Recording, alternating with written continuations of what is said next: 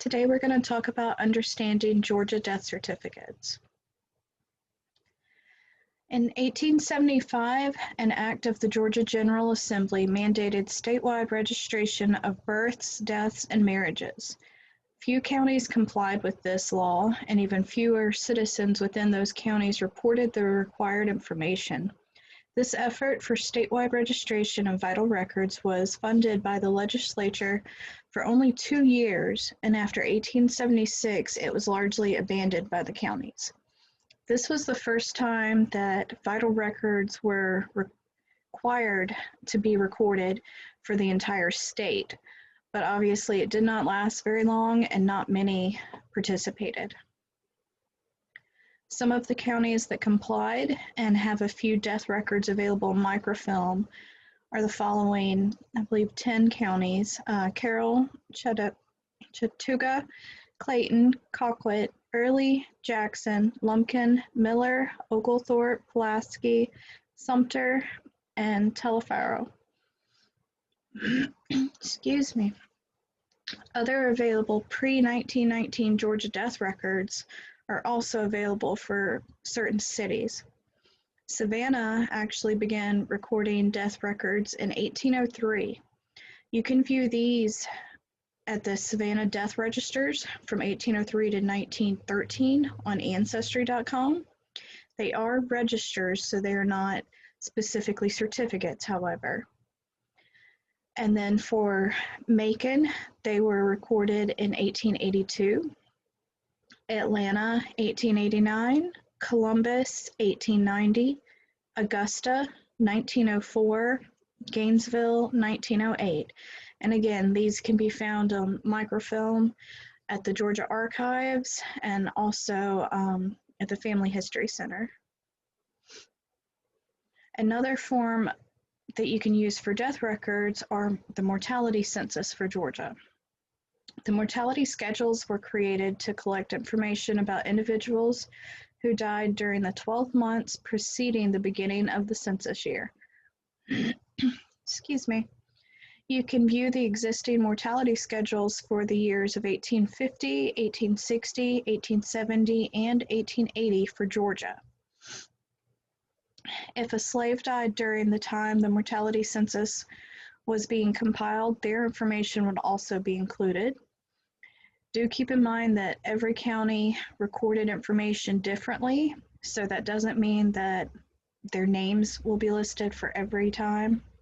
So often for the slaves, there's no last name listed, but sometimes the owner of that individual might have been listed.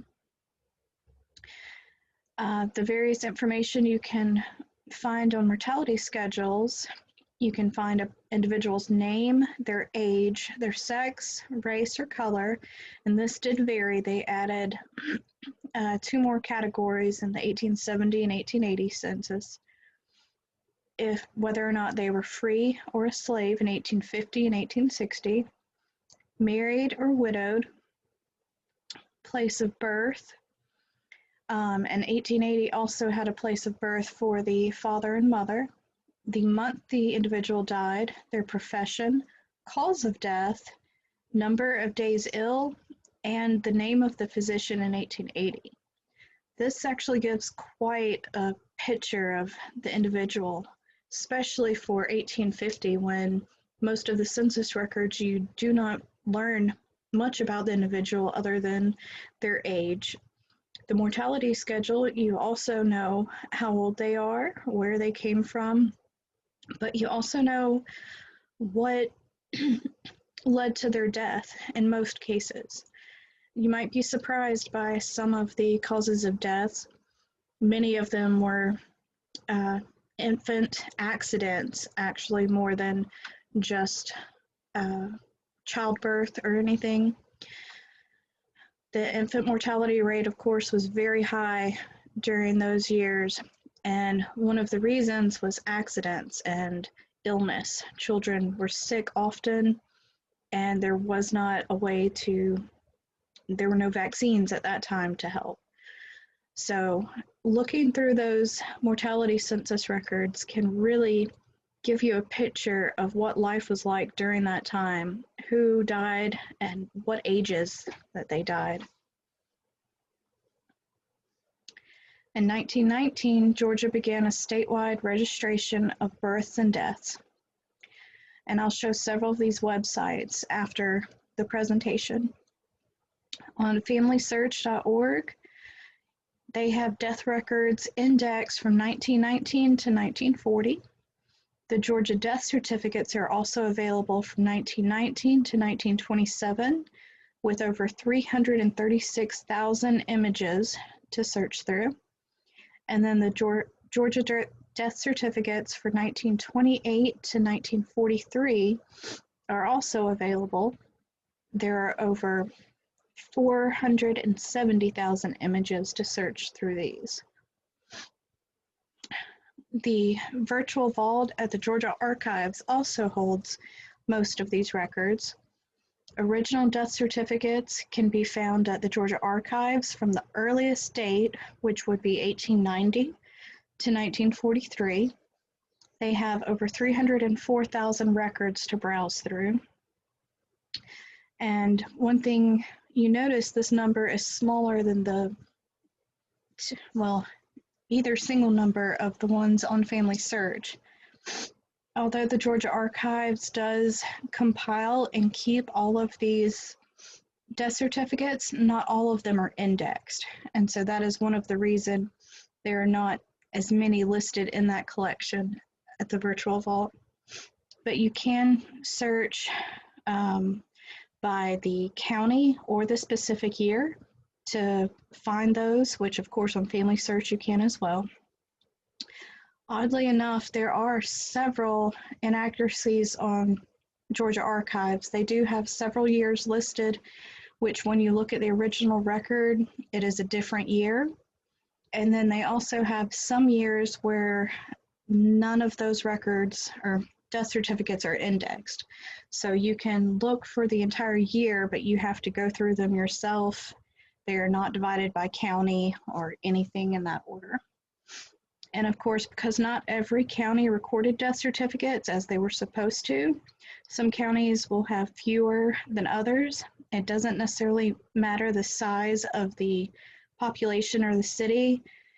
It's just a matter of, as you'll see going through these, not everyone did what they were supposed to. They might have only done a partial recording. Often, if it was a very rural community or county, death certificates were not recorded unless the individuals were in town or the family was able to get to town to record it. And you'll also notice that many of the early death certificates were not filed until years later. This is the information that can be found on a Georgia death certificate. And I say can be, it does not mean that all of this will be listed. It is rare to find all of these listed on one certificate. But you should usually find the location of death. It'll be filed by the county and then the town. Their full name, which often does not list a full name. Sex, race, if they were single, married, or widowed. Name of spouse, which this is only half of the time written in. The date of their birth or age. Often you'll just find a guesstimate of an age when many did not know their birth dates. Their occupation, their birthplace, when the certificate was filed, names of the parents if known, birthplace of the parents, again if known, name of informant. Unfortunately, it rarely states the relationship of the informant.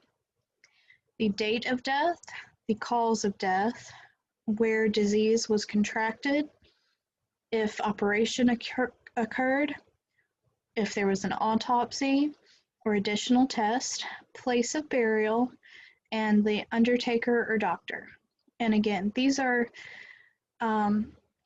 basically a standard form with these questions, but that does not mean that they were always filled in. Death certificates from 1944 to present day. These are records that are not public record yet. So if you are looking for a death certificate for someone who passed away in 1944 or after, you'll need to either contact the Georgia Department of Public Health, the local health department where the death occurred, or occasionally you can contact the probate court if they're the vital records keeper to request a death certificate. There's usually a cost involved of about $25, depending where you get it from, and you have to be an immediate family member or a legal representative of the family in order to get a certified copy of a death certificate from 1944 or after. And one common misconception that people have as to the reason these death certificates are not public record is information on them.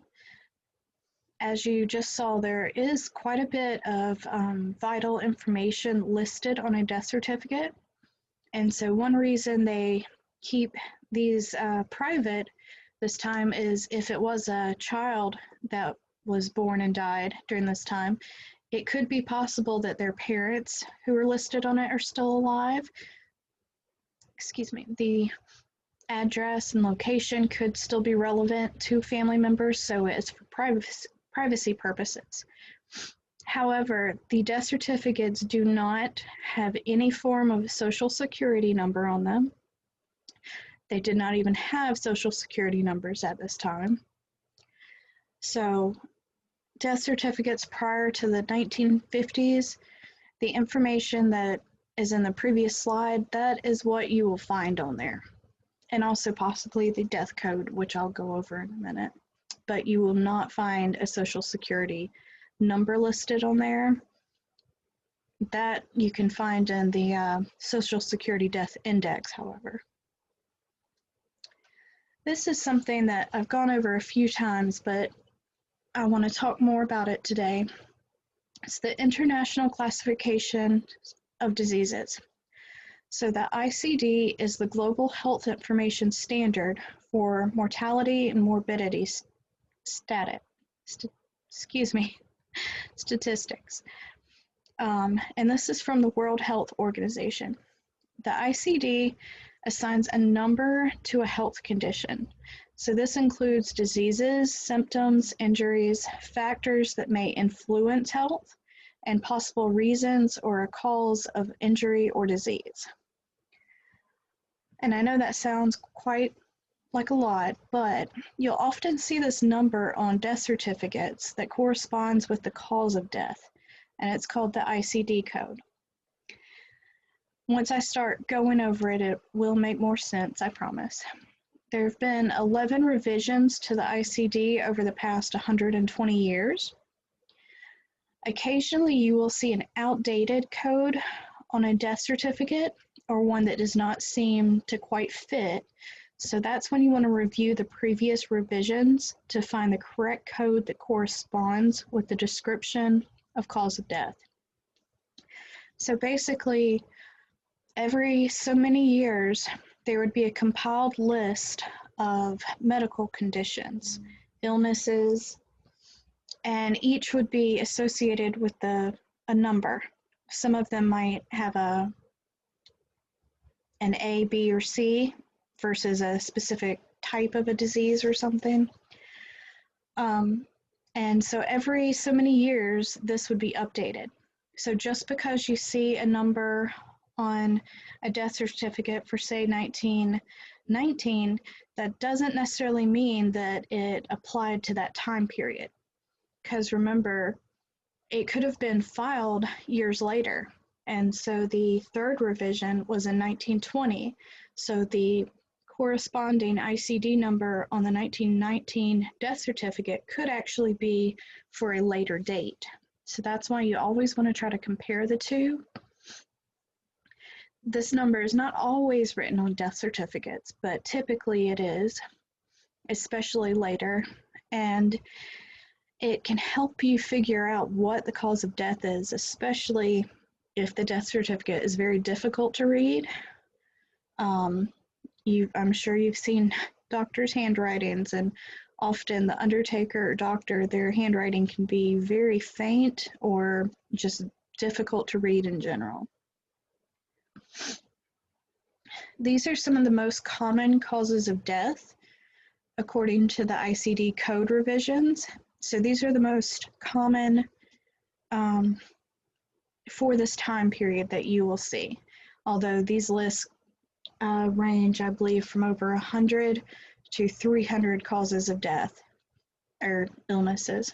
For 1919, you have typhus, influenza, dysentery, malaria, pneumonia, septicemia, consumption, which was tuberculosis, rheumatic fever, meningitis, cerebral hemorrhage,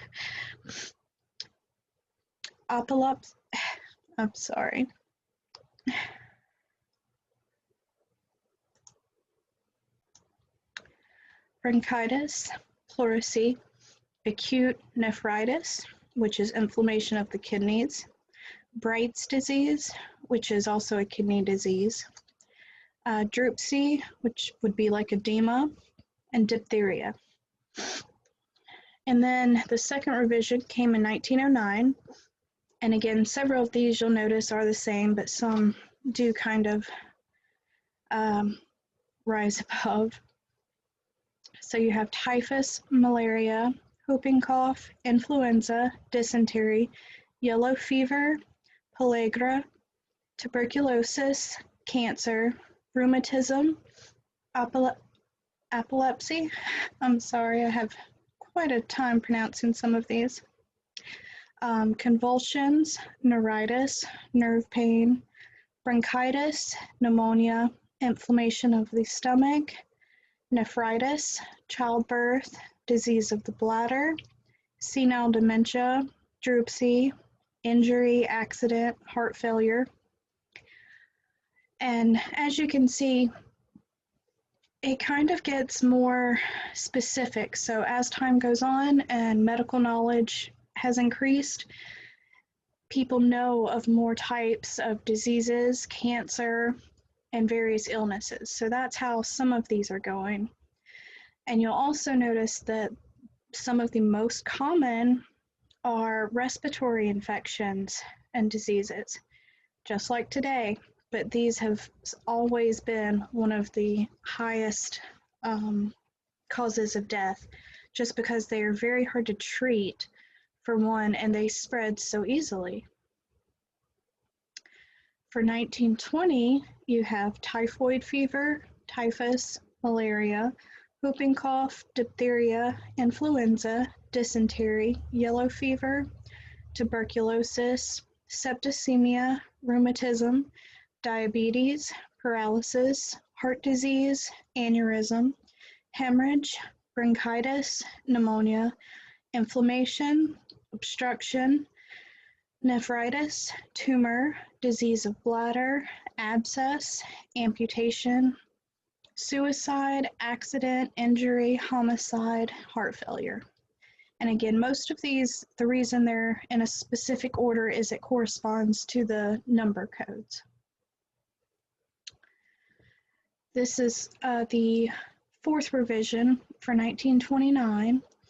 I'm not going to go through all of them, but a few of the kind of newer ones. They have dementia, neuralgia, pulmonary embolism, cirrhosis, kidney disease. Notice they have changed it from Bright's disease to kidney. Disease of female organs. I just realized I have dementia on there twice. I must be getting it myself. Sudden death as well. And then this is the fifth revision in 1938, where again, most of these are all pretty much the same. They have more specific for tumor, occupational poisoning. This was a time when many people were dying of lead poisoning in factories and such. See, myocardial disease. Just trying to see which others might not. They've also added accidents during pregnancy instead of simply childbirth. old age, and then you start to really see railway or motor car accident. So in other words, deaths from traveling. So we're going to begin looking through several original death certificates. Probably 2/3 of these all come from my own family, and then others are publicly available, again, at the Georgia Archives or on Family Search. So this is a death certificate for 1890, but you will notice down at the bottom it was not recorded until 1930, 40 years later. You can see that nearly everything is typed in, and only a few places where signatures are is where it's written. And remember I said that it is kind of like a pre-printed card that you would fill in. Notice it starts at 1919, but since this death apparently occurred in 1890, they just typed that over in here. So this was a gentleman who was 32 years old who died of typhoid fever. Next, we have one for 1895. This is a female, and she died of tuberculosis. And again, down here, it does not show when it was filed. It only has the dates, and they have scratched out 19 and written the 1895 date. She was born in 1867 and died in 1895. This is another one for 1895. And again, you can see typhoid fever, and it says doctor deceased. This is something that I've begun to come across quite a bit, is for some individuals, the cause of death is literally no doctor, or the doctor has died themselves. And this was not recorded until 1932, so that's quite a difference. Excuse me. Here is a record for 1901 for Alice Wells Nevin. And you'll see right here this large 56.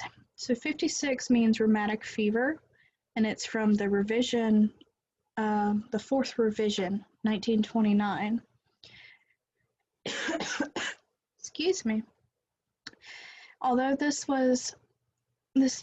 female died in 1901, it was not recorded until 31 years later in 1932. So therefore, if you look at the number 56 for the first revision, it would say starvation. But you can tell right here that that does not seem to be the description of the cause of death. And it is difficult to read all of it. But I believe it was following an attack of rheumatism, which can be rheumatic fever. This is a death certificate for 1902, and again, you'll see at the bottom it was recorded 31 years later. Cause of death being pneumonia. This handwriting is actually very neat and clean. I wish more of these death certificates were printed neatly like this. This is 1903, and so here you have a child who is not quite a year and a half old, and they died of spinal meningitis. And over here again, notice it was filed in 1930. And you can also see that over here, nothing else other than the death date, the cause of death, and a signature is filled out. So here they do not list where the child was buried. If there was a doctor or an undertaker, nothing else is mentioned. So that's why with death certificates, even though it is a vital record, you cannot always take it 100% because it has the informant, I believe, as a Mattie Bolton, but we do not know who that individual is.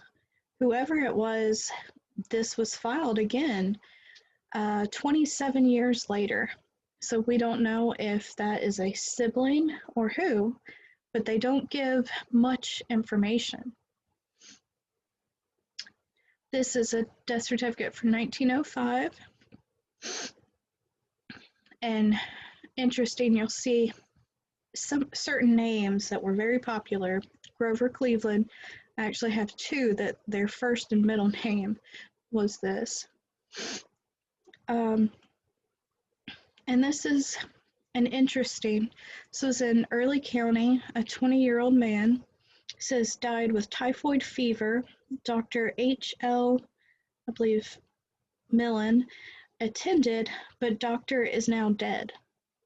So again, these were illnesses that were very contagious and very deadly.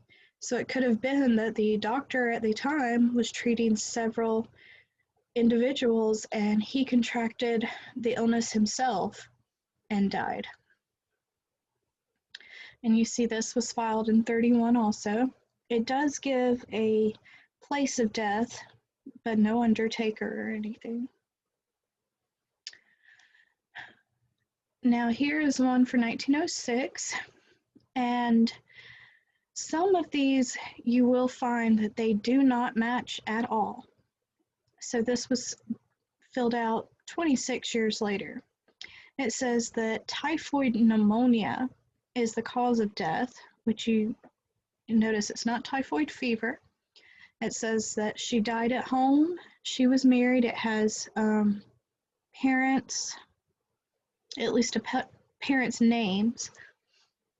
We're not quite sure who the informant is. Actually, the informant, I believe, would have been her husband, because this actually does list her husband. But this number, the ICD code, does not correspond with anything relating to typhoid, pneumonia, or any other type of illness like that. I've gone through, I believe, at least 4 different revisions of the ICD code, and none of those seem to have made sense. So I'm not sure if perhaps there was a contributory cause that they did not list, but from what's written on here, it's very difficult to tell what the actual cause of death was from the code. Here we have a 1907 death certificate, and again, pneumonia being the cause of death. This one was filled out again in 31. And then you can also see down here, it says influenza, doctor attending this case is dead. So once again, that's another respiratory illness that the doctor seems to have succumbed to. 1908, here's another incidence of typhoid fever. This one was actually filled out in 1926, so not quite as long of a gap. But what is interesting is the note over here. It says, I do not remember the details. I remember attending deceased and that he died. Well, if there is a death certificate for them, I would think that they might have passed away. So looking through these death certificates can give you a bit of a picture about the individual, but also the doctor who's treating them. But it also can tell you about that time period. If they said, the individual says, I don't remember attending them, that tells you that either the doctor did not participate well, did not take good notes, or since this is in Milledgeville, it could have been that there was an outbreak at the time of typhoid fever and they had so many patients, they just weren't able to keep track of them. Here's one from 1909. And again, it was recorded in 1930. Seems like most of these were at the time. And again, this is the one that I have quite a time pronouncing. Epilepsy. I cannot say that. Please forgive me. But basically, it's a stroke. So it's kind of like being unconscious after a stroke and just not being able to eat, focus, and you lose all of your strength from the results of a stroke. And so you can see the large 82 written over here, and it does have duration 3 days. So most likely this gentleman had a stroke that he did not recover from, and he got so weak after that he died. But the 82 actually comes from the revision form 4 in 1929. So that was 20 years later that this code would have been used. It was not in use at the time that he actually died. So that's why you need to check the date that it was filed and the codes corresponding between the time that the individual died and when it was filed. This is another certificate for 1909, and this is actually for an 11-year-old who had, here they have it as malarial fever. And this was common at the time as contracting malaria, and by the time they realized it, there was typically not much they could do for it. And again, this was recorded 11 years later, I believe. Here's one for 1910. Some get confused about this because if a child dies in childbirth, does that mean that they have a birth certificate and a death certificate? If a child is born, stillborn, so to speak, or dies very early, they typically only have a death certificate. So this has premature birth at the 8th month, caused from illness of the mother. So this is telling you that the mother, who Lottie Collins, I believe, was ill at the time when she was pregnant, and so therefore she lost her baby. And up here it does say stillborn. They did not name the child, but we do know that it was a male, and we know where he was buried. So this is one that could possibly help if you were trying to inventory a cemetery. Often you will find small markers, headstones that just say Infant Walker, Infant Smith, and you do not know if it is a male or a female. And so unless they had a death certificate, which might state the sex, you're not going to know, because typically they would not name them if they did not live long. Here's one for 1911. This individual was, I believe, 20 years old.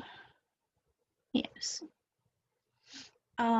She was married in 20. And so here it has childbirth, and it says the child also died at the same time. So here she was giving birth when she passed away. And so the code, which again, it's a little bit difficult to read. You have to kind of, after you look at a lot of them, you can kind of see. But this is 145, and this is from the revision 3, which means other accidents of childbirth. And you see over here that this was filed in 1930, and there was a revision in 1929. Yet this number, again, corresponds to the revision 3. So you can try to find those numbers for the ICD code to find a more specific cause of death. Here's one for 1912, and this is kind of common that you'll see when someone does not know much about the individual. So Joseph Thomas, and you notice it's a comma, and those could both be first names or it could be the first and last name, but it is a single white male. They do not know when he was born. They don't have his age. They have his occupation, and it has a birthplace of Austria, but they do not know the parents or where they were from. And the informant seems to be a business. It's G.L. Deacle and Brothers. So it seems that this might have just been someone who was working, and again, they call it malarial fever, and it says that they contracted it in the river swamp. But it does have a burial for them. He died in 1912, and it has a list of the birth and 21, I believe. There we go. 1921 was actually when it was filed. So other than the name and cause of death, we don't know much about this individual at all. We don't know how old they were or anything else. Here is another for 1912 individual who's 56, and he has pneumonia and malaria, it looks like. And it says on the note, not certain as to the date, not sure, date of death, basically. So sometimes people would honestly guess at dates, especially if they were very sick and did not know. If you look at the town, they have rural. So they lived out in the country in Tattnall County. This is one, however, that I was able to look up. The cemetery, since it did list very clearly Beards Creek Cemetery, and the marker for this individual only had J.L. McLean. He was actually a physician. So he was the physician who apparently got sick and died, but I was able to enter in his full name since his headstone only had his initials. So that's something, and it also lists his birthplace. This was done, I believe, in, if I'm reading that correctly, I think 1930 is when that was filed as well. Here's a death certificate for 1913. This is a child, and it's difficult to see right here. You have to really look at it to see the numbers, 155. But it says an abscess on the bone of leg just below the knee, which if you look up that number, it's abscess of the bone, which is the condition. And so again, probably a very painful death, but you wouldn't really know what that meant unless you were able to follow the code and see exactly what type of illness that was, because an abscess you typically would not think of bone, or at least I would not. So having things like that can really help you understand better. Here's 1914, an 18 months old, and dysentery is what they died from. And this was actually filed that same year. So this is very, most likely even though they don't have a signature, they just have an X. It was probably one of the parents who filled this out at the time. And you'll notice it looks a little bit different. Here's one from 1915. You have a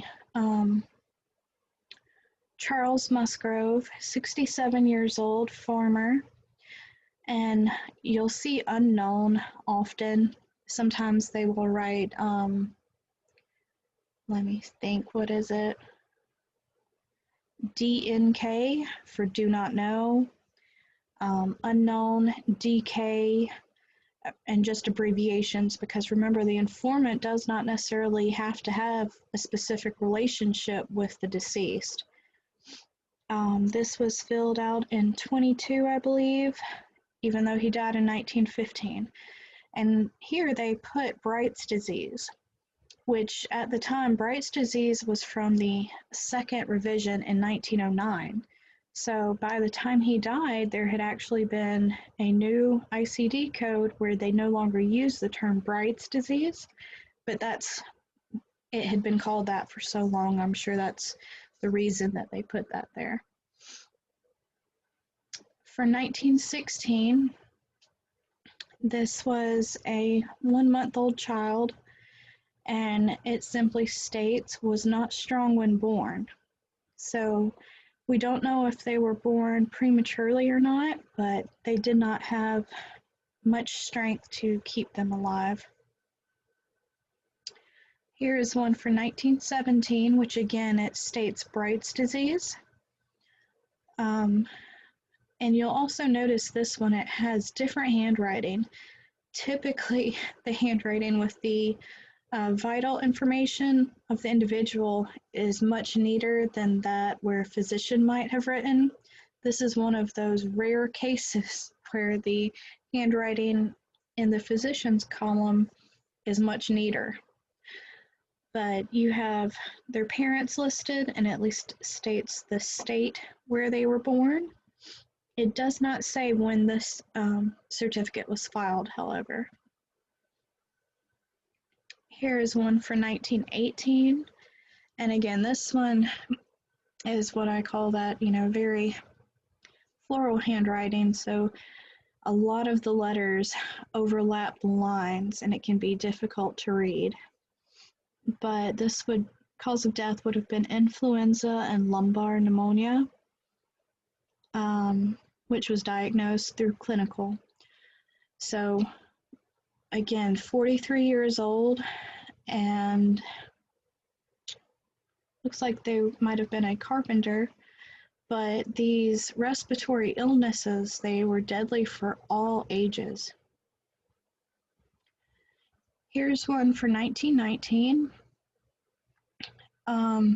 This is actually for Thomas F. Alderman from Statesboro, or excuse me, I'm not sure why I said Statesboro. It's actually Grady County. He was born in Statesboro, there we go, but moved down to Grady County.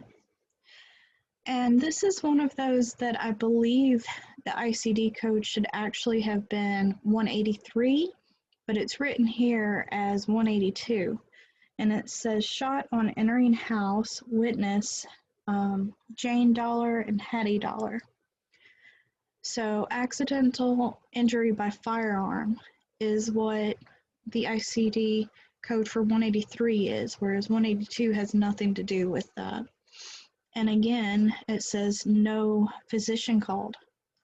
So most likely gunshot wounds like that, there wasn't much that they could have done. This is a Vatie Lee Alderman who was 16 years old and married at the time, but yet she had lumbar pneumonia as well. So during this time, of course, influenza, pneumonia, they were some of the #1 killers during this time. And it did not distinguish between male, female, young, old, race, did not matter. This is a 1920 death certificate for Annie Weeks, who was 23 years old. And here the cause of death is pellagra, which this is actually kind of like a vitamin deficiency that causes abrasions on the skin and quite a bit of bruising. So the way it can lead to death is from kind of pools of blood on the skin from the chronic bruising. But it gives quite a bit of information. It was filed, I believe, shortly after 1920. They have where the individual is buried, who the parents are, where they were born. So this is filled out quite well. 1921 death certificate. Again, this one, it does have information, but instead of a cause of death, it simply states no doctor. That doesn't tell us, it must have been something that an individual could not have corrected or fixed or anything like that. But just for the fact of no doctor, so many people died during this time as well. Here's another 1921 death certificate for a John NeSmith in Bullitt County. And here, paralysis is the cause of death. He's 72. And this was very typical of the time, and paralysis could be used to define several different types of illnesses. It could be something resulting from a stroke, from old age, maybe their hands just didn't work, but paralysis would typically mean they weren't able to function by themselves anymore. And then later it would lead to their organs not functioning correctly either. Another 1921 death certificate for a Mary Tillman, where it has heart failure. I'm not sure what it was that they might have scratched out right there, but the number 85, again, it corresponds to the revision 2 from 1909, which is heart failure. 1922 death certificate for Thomas, and here he's elderly. He's 76 years old, and again it says no physician, cause of death unknown. And it's interesting, they actually kind of spell physician phonetically with an F instead of the PH. So we don't know who his father was or where his father was from. We don't know where his mother was from, but most likely the informant is maybe a child who just did not know. They do have where he was buried. A 1922 death certificate for a William Brim, who's 40, but yet the death is listed as paralysis as well. So that could happen to several different individuals. 1922, this is an Alan Young, who's 84 years old. And this death, I've had a bit of trouble reading it. I can see heart. That's what it is. Dropsy heart, which means that edema of the heart. So he had swelling of the heart that just got to be too much. 1922 again, Benjamin Riggs. Here you have typhoid fever, which it's got the little 1 right there. This is the revision 3 from 1920. So this is well up to date where it would be. It has where he is buried, who his parents are, where they're from. It was filed the same day that he passed away. And also it's interesting, the undertaker they have is the Statesboro Buggy Wagon Company. Often you would find that undertakers during the early 1900s were not what we would think of as undertakers today, but more it could just be a business that sold coffins. And that could be who the undertaker was. Here's 1923, Benjamin Flemming Merritt, and this one is a bit difficult to see. He's 73 years old, and here it is chronic nephritis, I believe, and it tells you that how many days. Usually they'll have a place to list duration of the illness, and it has contributory old age, which again, just old age, organs don't work like they used to. 1923, Dewey Clements Adams. He was 2 years old, and here, influenza and pneumonia. And so duration, they have 10, and I'm not quite sure what it means by 10. Could have been most likely 10 days for this.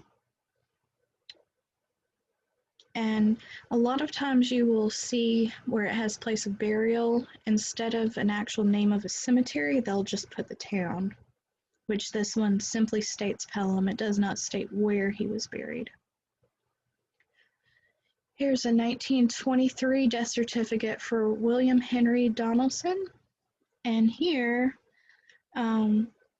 it's interesting. You've got the number 82A written above, and it says supposed to be I cannot say this word, excuse me.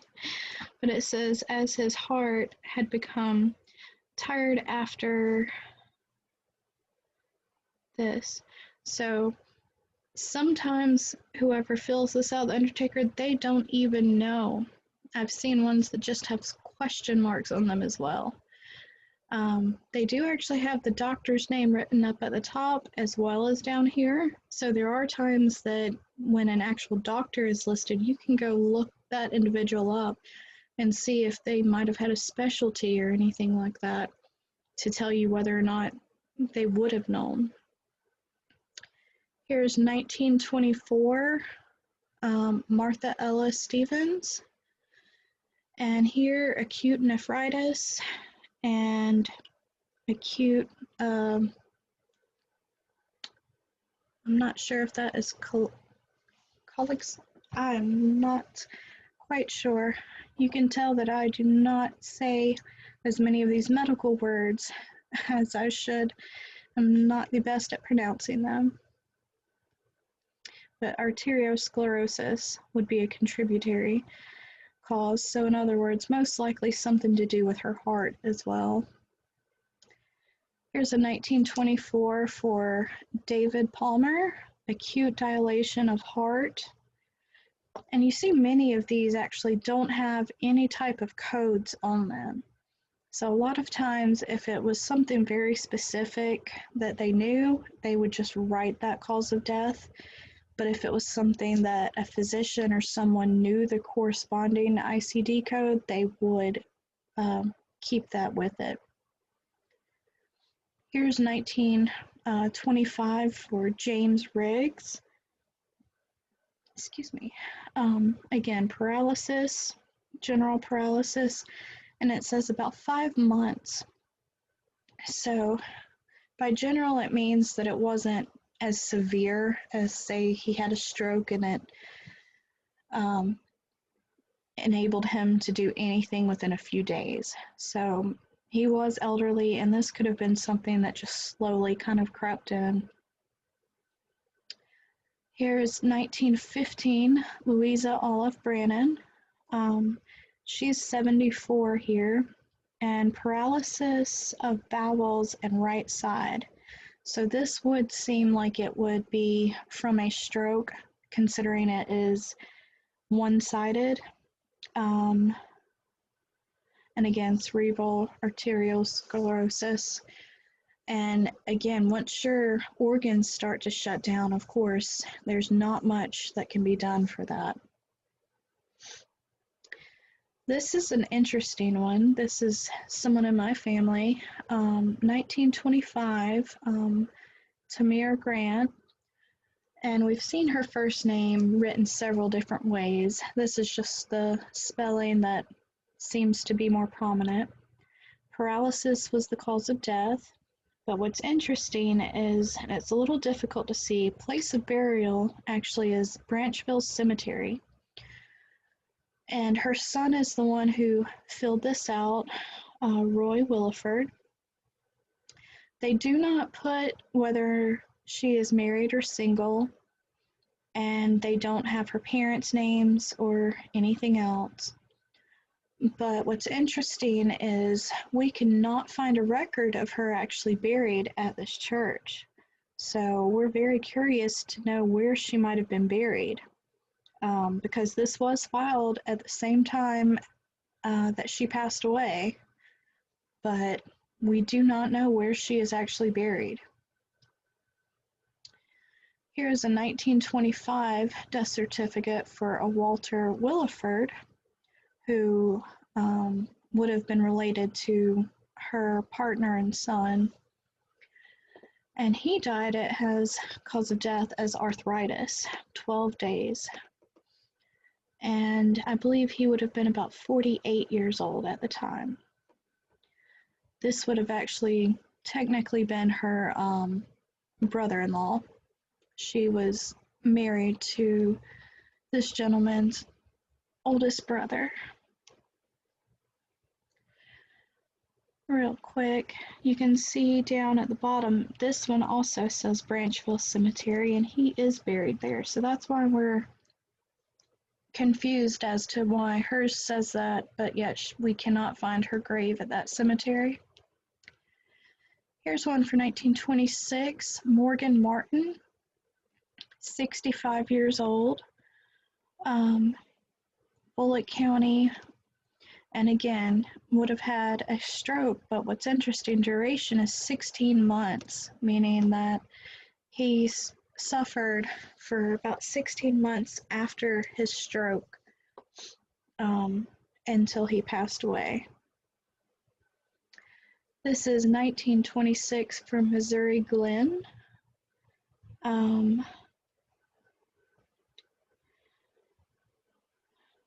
here, the informant, J.H. Glenn, notice they have don't know and then do. That's usually just the abbreviation for ditto, meaning that they did not know the parents' names or anything else about them. They do have the husband's name, or at least his initials, listed up there. Here is death certificate 1927, Adeline Alderman. And here the number, the ICD code is very large, dark, very easy to read. And it simply says senility, which technically is senile dementia, according to the code. She was elderly, and again, dementia is something that there is no cure for it, and that can cause all types of things. And this is actually one of the ancestors that I cleaned her headstone about a month ago. So she has a very clean headstone now. And then here's 1927 for Augustus Sheehan Flint. And again, that ICD code is written very large, easy to read. Cause of death, chronic nephritis, which again, 129, revision 3 from 1920, which it fits right in that window. It actually does have it stamped over here when this was recorded.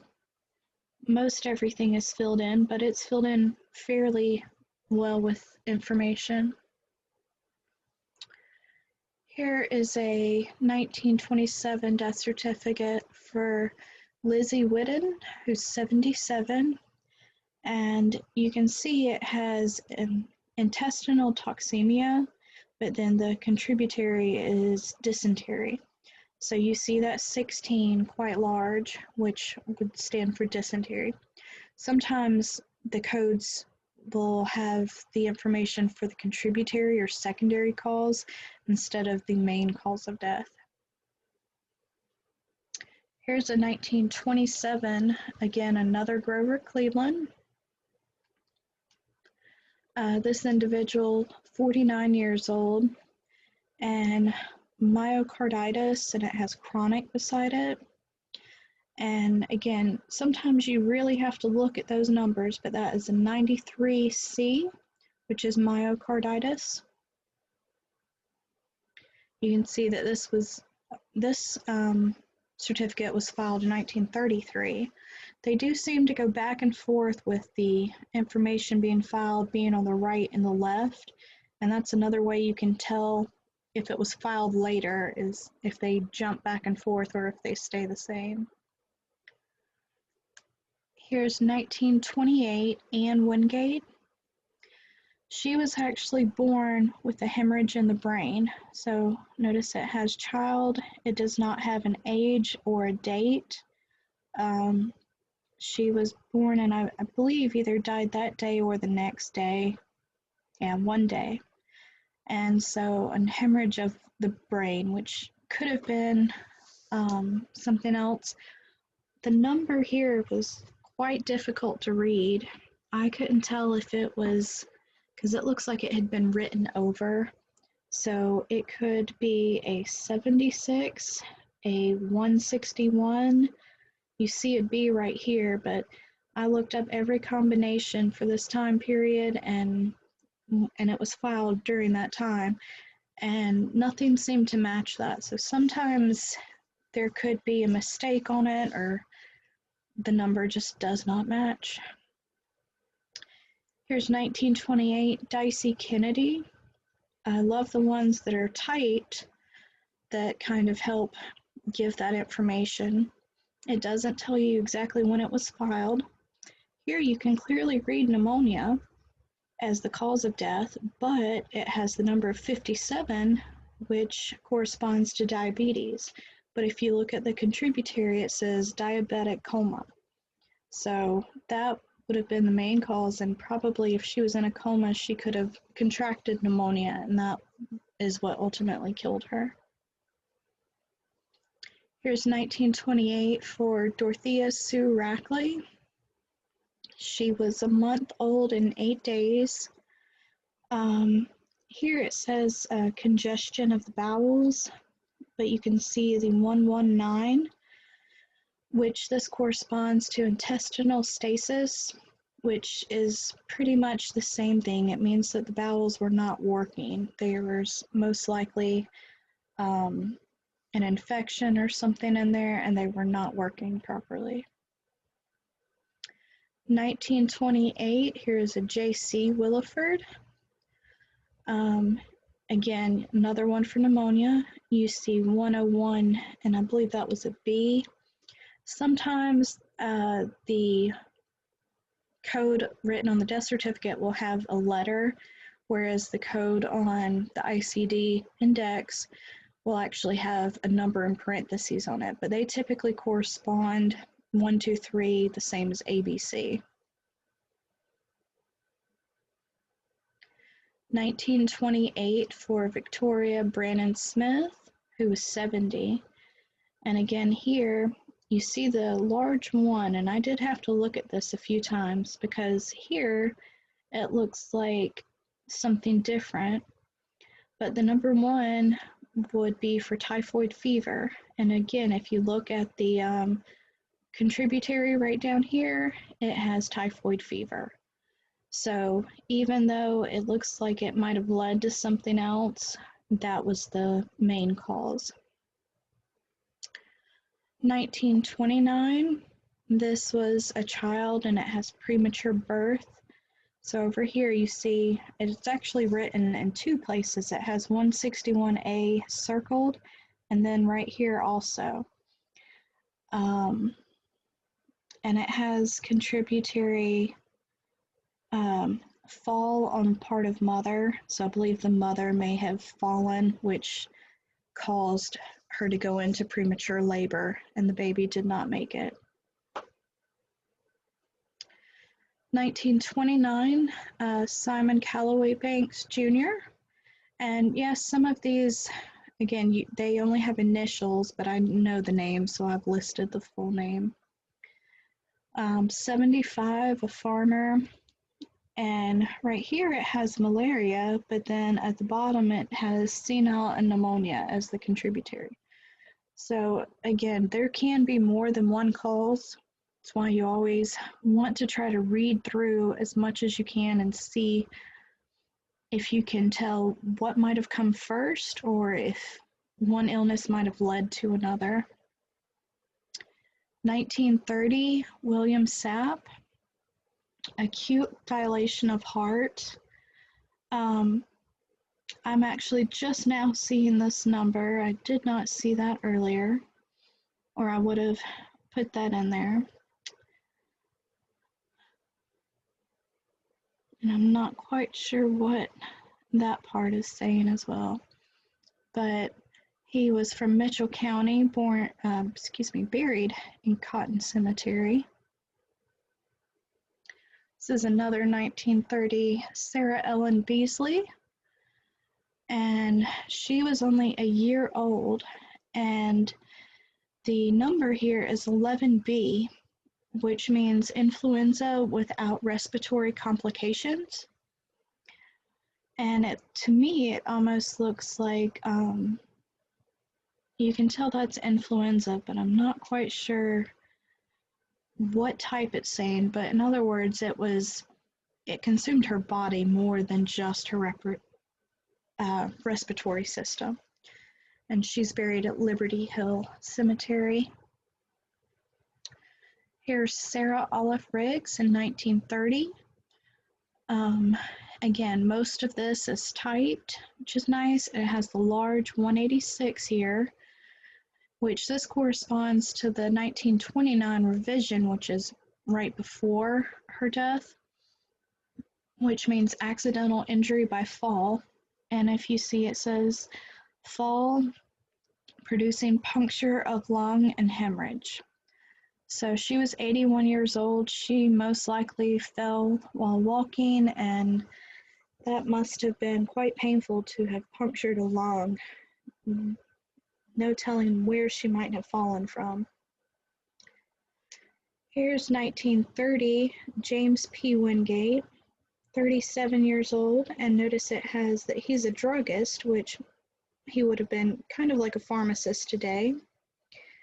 And here, articular pneumonia, but the 62 is for that pellagra. And remember that that is actually from a vitamin deficiency that causes severe bruising and patches on the skin. So kind of makes you wonder if he was a druggist and had access to things such as vitamins, probably, what might have caused that. Could it have been that it was something that he just was deficient in his whole life, and then when he got sick, it really kind of showed up. 1931, John Oswald Akins, 45 years old, typhoid fever. You see that one. And again, this was one of the most common causes of death. So if you're ever looking through these death certificates and it looks like just kind of marks on there, look and see if it might be a number that is written small. Number 1 is what you will see often because that was one of the most common causes of death at the time. Here's a 1931 death certificate for Terry Lena Joyner, Dooley County, and here you see a 48, and this actually corresponds to the 1929 revision cancer of the uterus, which you can see carcinoma of uterus right here. So that's, and for 18 months. You usually don't see the types of cancer listed until the later 1920s and after. Prior to that, they often didn't know what area of the body might have been affected. So that's why a lot of those aren't going to be listed or not specified until later. And then once the 5th revision comes, they start listing several different ones, and you'll see letters after them as well. Now this one is very interesting. This is a 1932 death certificate for a Hilliard Joyner, who's a black male, 50 years old, but his cause of death is actually cancer of the breast, which many people don't realize, or at least don't think of. Men can get breast cancer just as well as women, even though it's more common. So this is just an example that, you know, anyone can get this. It is not discriminate. And again, this is another one that the handwriting is very well written and you can read everything. Even though on all of these I do still have the arrow indicating when it was filed, almost all of these by this point are filed at the time of the death. This is in fact the same day instead of years later. This one is a bit blurry, but this is a 1932 census for an Ed Joyner, and tumor, malignant, and it says probably, I believe that would be abbreviation for melanoma. And so 51, for some reason, did not correspond to any form of a tumor, and for contributory, they have none. So I was not quite sure what else this could have been because it did not relate to anything. So sometimes you might just have to do a bit more research to figure out if the individual had any other health conditions that might correspond with that number. This is a 1933 for R.B. Wingate. And again, you can see that this writing is fairly neat, and then once you get into the field for the physician, it's not so neat anymore. But you can see the 46 there, which this is the code for cancer of digestive organs. In this case, it's cancer of the stomach. So there are some that will have maybe nervous system or digestive system, things like that, but the death certificate will be more specific if it is the stomach, the bowels, or various things like that. 1933 death certificate for Nancy Riggs Bland, who's 86. And again, this is pretty much just age. So it has age and senility, which the 162 right here is the senile dementia. 1933, Sarah Henrietta Barton. Here you can see a large 92 written, and that corresponds to the mitral valve disease, but right up here it looks like mitral stenosis with acute dilation. So in other words, her heart, she had heart disease, which was what caused her death. Here's a 1934 Jerry Prosser Glenn and cerebral hemorrhage, but then you also see that the contributory, it looks like hypertension. So he was 45 years old, and interesting, it has trade operator of Glen Beauty Shop. I've never even noticed that before. But the 82A corresponds to the cerebral hemorrhage. And this was filed shortly after he passed away. 1934, Doris Christine Rackley. This was one that I wasn't sure of until I really got to looking at it. And this was an 8.5-year-old little girl.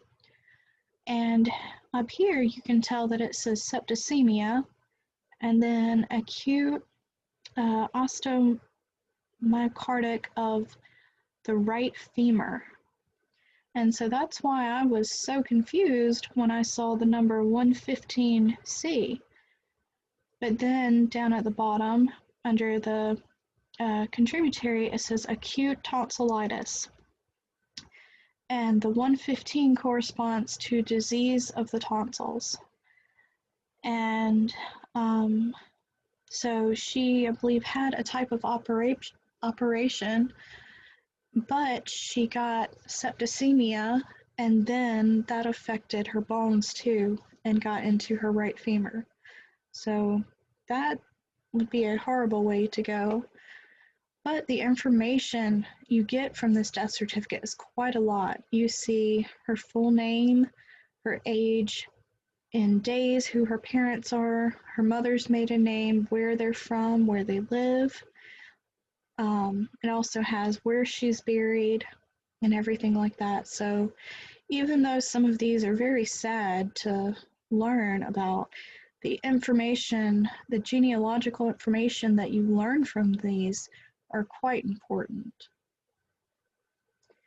Here's a 1934 death certificate for Annie Eliza Brannon Warren, 60 years old.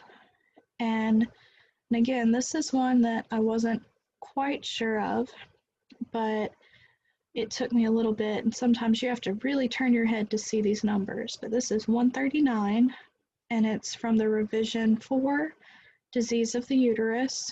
So right here, but you can see that she had an operation. So she had had a hysterectomy in 1934, and it must have been due to, it looks like,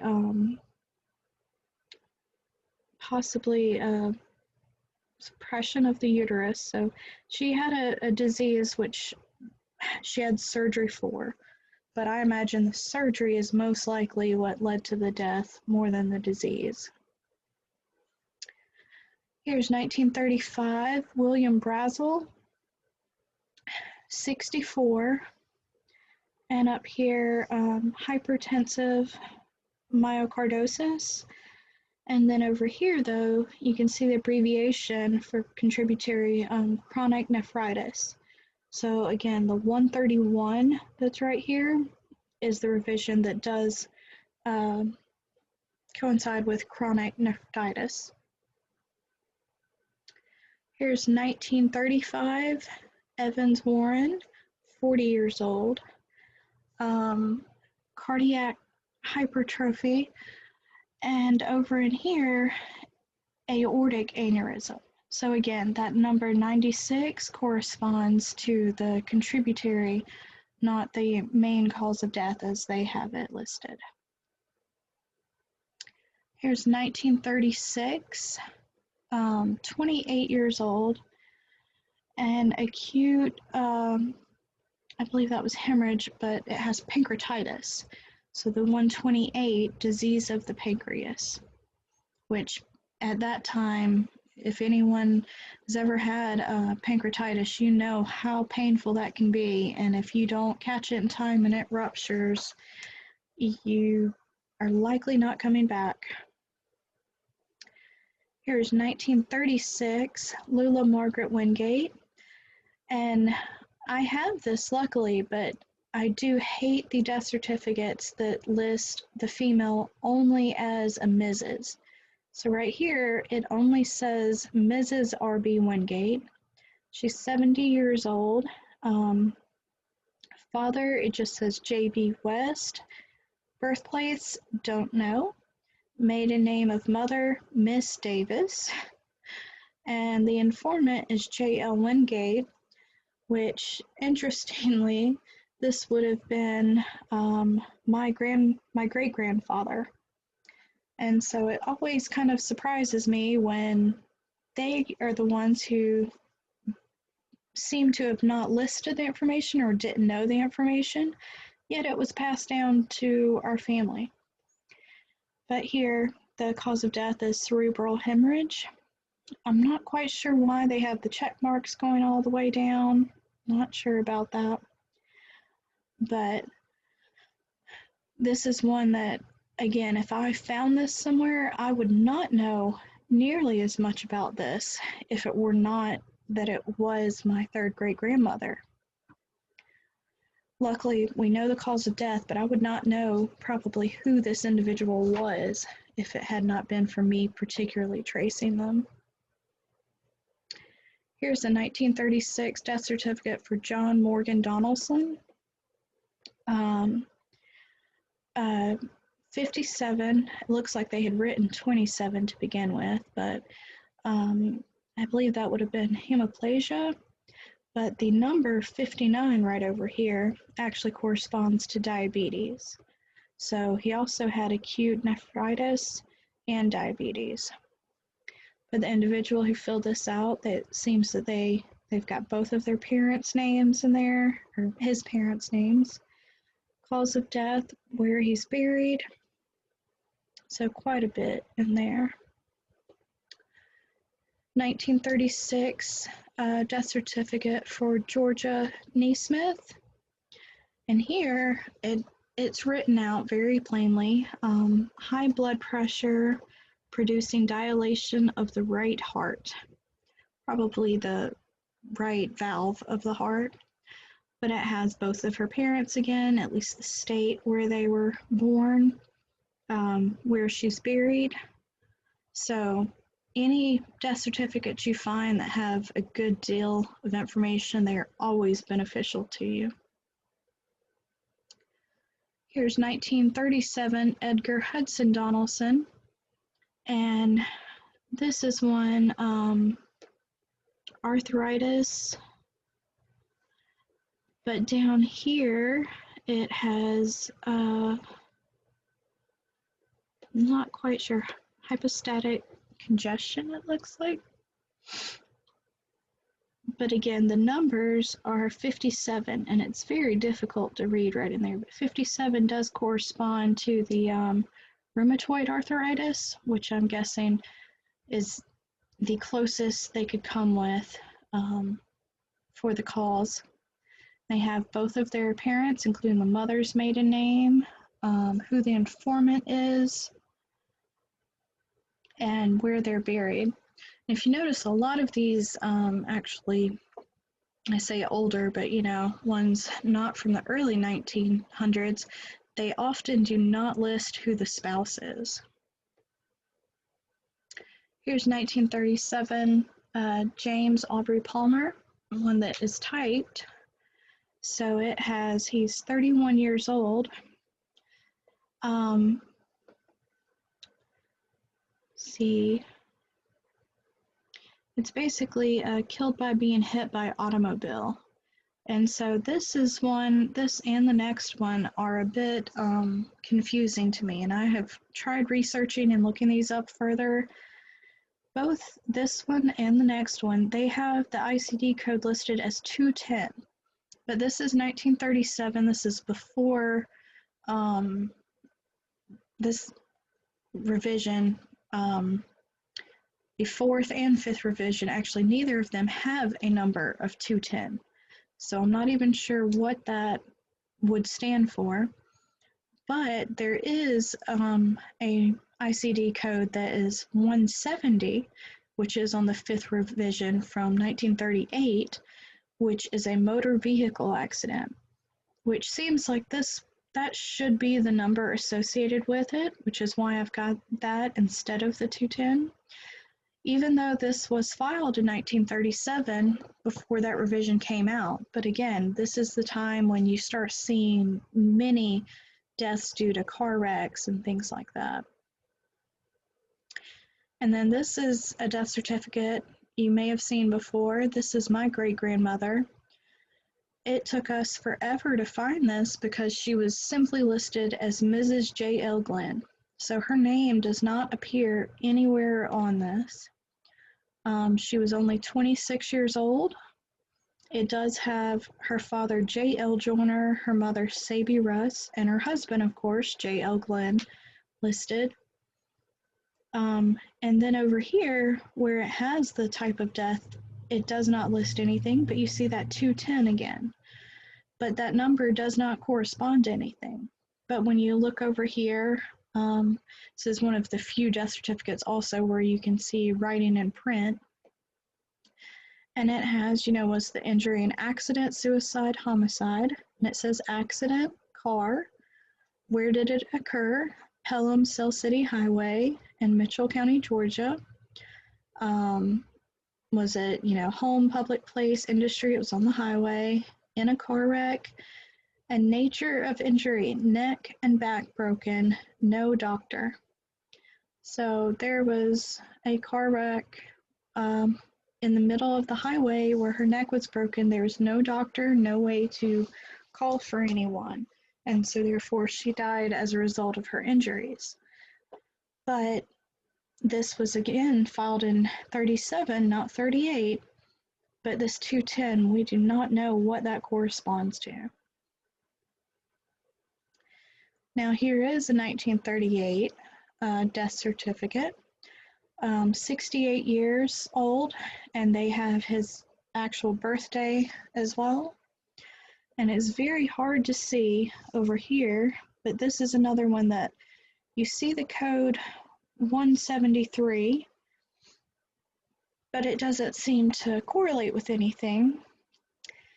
166, excuse me, however, does correspond. It says that this was actually a homicide on the highway, and the manner of the injury, which is very curious, gunshot wounds at the hand of a sheriff. I would actually be quite interested to see if there is any form of newspaper article or something on that, because that leaves several questions. But again, the homicide by firearms is 166 for the Revision 5 ICD code. I'm not sure what the 173 stands for, or corresponds to in relation to this, at least. 1939, Mary Mahone. She's 81 years old, and right here you can see the number 23, which this actually jumps back to the 4th revision, and it's tuberculosis of the respiratory system. So you see right here, tuberculosis and old age. 1940, Wright Thomas Merritt, 46 years old, acute pneumonia, and then down there, see, tubular pneumonia. And 108 is the ICD code, which is the 5th revision, which is lobar pneumonia. So that does correspond right there. 1940, Norman Brooks. This is an individual's 42, and again, acute lumbar pneumonia, but it says due to influenza. So it says influenza, this is a new column that they've put in for the duration. So they had that for 2 weeks and pneumonia for 1 week. So the 33A, influenza with respiratory complications, which caused the pneumonia. Here's 1940, a James H. Alderman, 67 years old, 77C, and again, this is the 5th revision, 1938, and alcoholism, so acute alcoholism. Surprisingly, it did not result in cirrhosis. It must have been some form of an accident due to alcoholism. 1941, John Joseph Conlon, 55 years old. This is another one of those that is quite a sad situation. It says fractures, multiple of skull, right foot cut off, and other injuries. And again, down here it has more specifically, it says accident and railroad accident. So you see the 169 right here, which this one does for once correspond to the 5th revision railway accidents. And so it tells you about where it was. So I'm not sure if he might have been hit by a train, fallen from a train, or he actually might have worked, because his occupation is a mechanist and chauffeur, it looks like. Here's 1942, Maggie Ruth Parker Harp, 43 years old. This is one that, as I mentioned, sometimes there were just question marks put. So they actually have on here brain tumor question mark, and it looks like it's maybe 2 years question mark.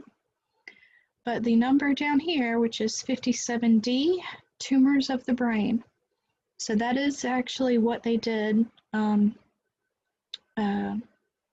agree was the cause of death. They have a diagnosis as clinical, so they did do some form of a test.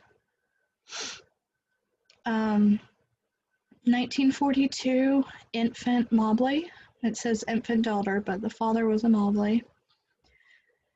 And again, this one is sad as well.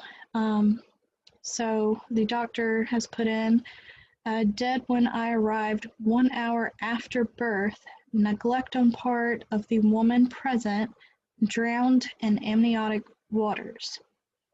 So 160C, which is the ICD code, is in the revision 5 of other birth injuries.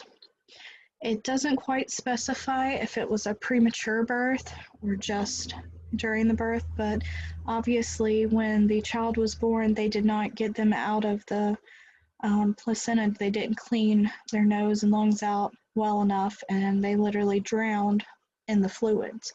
It could have been some complication that the mother was going through, and the midwife perhaps was trying to keep the mother alive. So know that a lot of these, when it has to do with childbirth, typically during this time, even up to the 60s, there was not a doctor present. Oftentimes in rural Georgia, it would just be a midwife there, and a doctor might come later.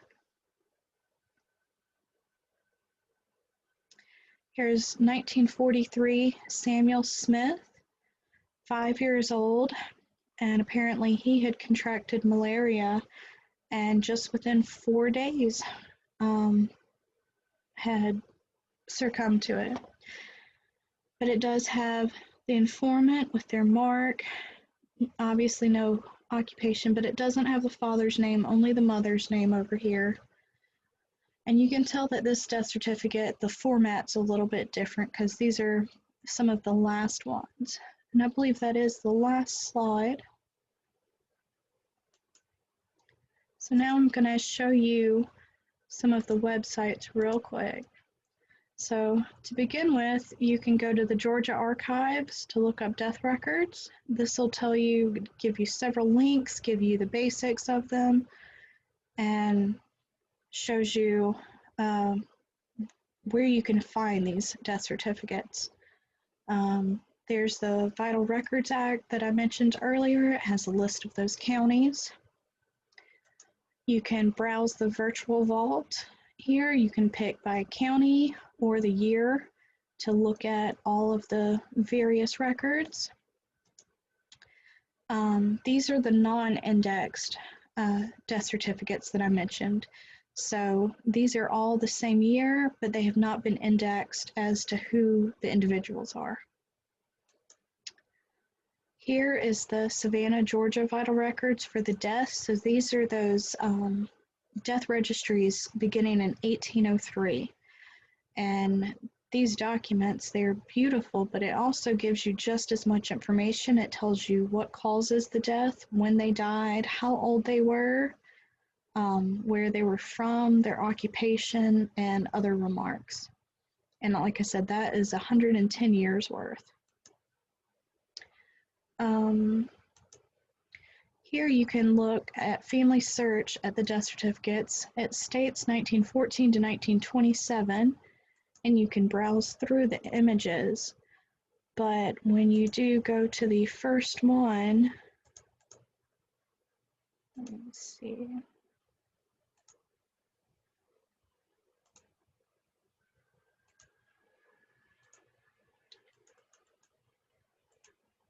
We can get to the first one.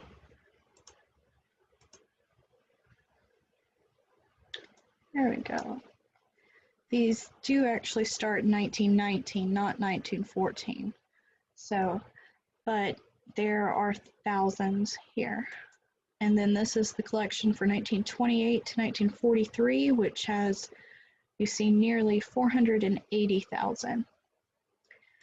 And then this is the website for the International Classification of Diseases. It's actually wolfbane.com. And here it gives you each of the list. So again, there's been 11 revisions in all, but typically for the ones that you'll need are just the first 5 because those are the death certificates that are public. And so once you click on those, it will show you a listing of each of those numbers, what they correspond to. And so obviously the first one, it's very specific, straightforward, only 191. And then as you go further, that's when you'll start seeing letters beside them, and you see kind of various types of cancers, tumors, things like that. And you can tell that that is much longer. It doesn't go over 200, but many of them have the letters beside them. So that is a very, very useful list. I have these printed out myself for all 5 revisions to help when I'm looking for things. And again, just the Georgia Archives, looking at death records, that will give you links to almost every one of the sites I just showed you and tell you how to access or request death certificates that are more current. Please let me know if you have any questions, and I hope you've learned quite a bit about death certificates that you might not have known before. Thank you.